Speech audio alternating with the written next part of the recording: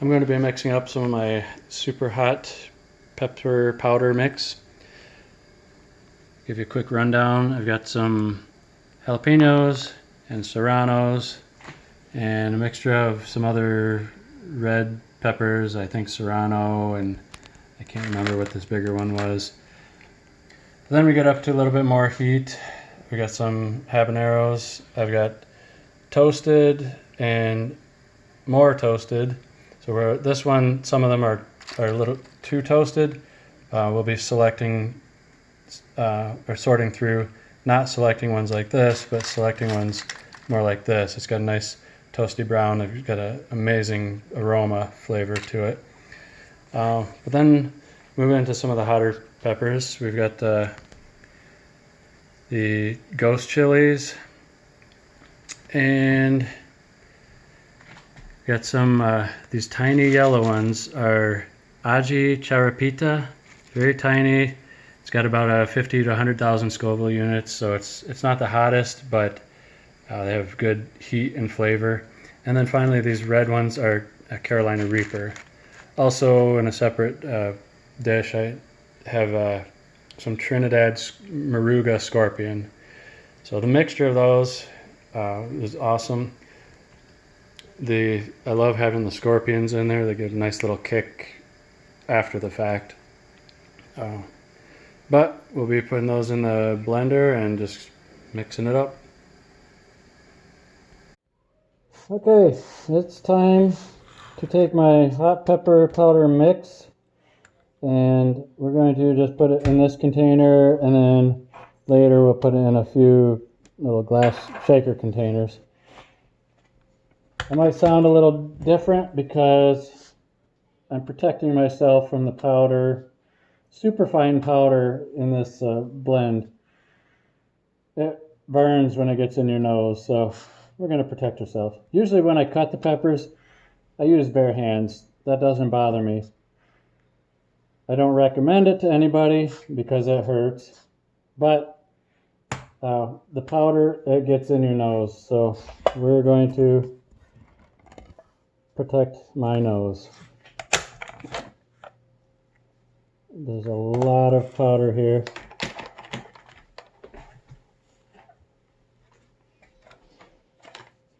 Just use a fine spatula here. I tasted this earlier and it has a really nice, actual good flavor, good burn.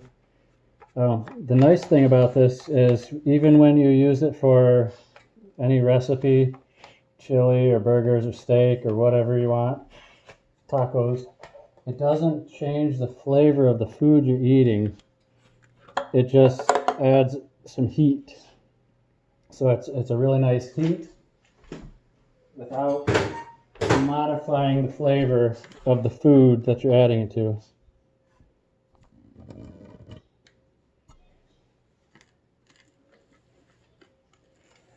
So we're going to dump this in here.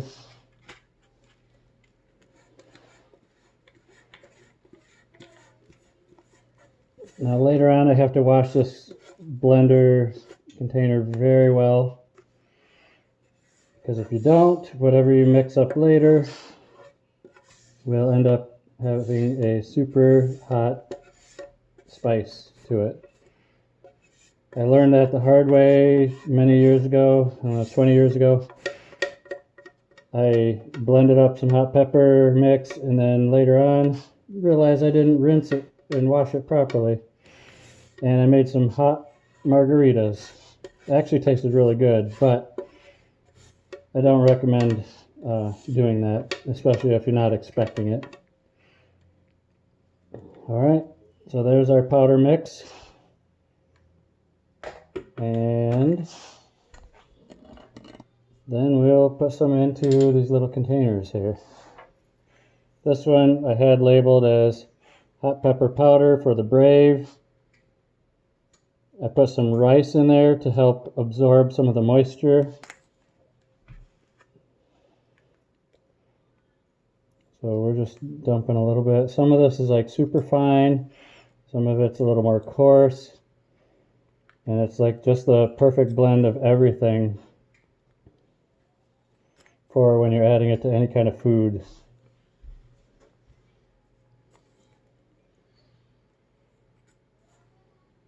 So we do like that.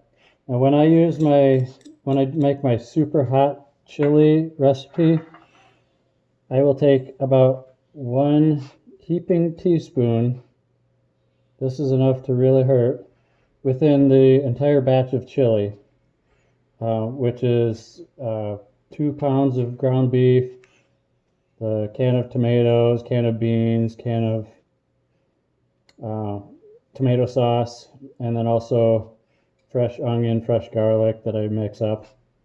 But this is enough to really heat it up, and it hurts.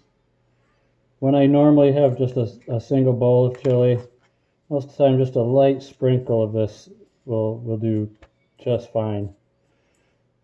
So anyways, I hope you had fun watching all these videos. Smash the like, subscribe, all that good stuff. And let me know what your comments are below. Thank you.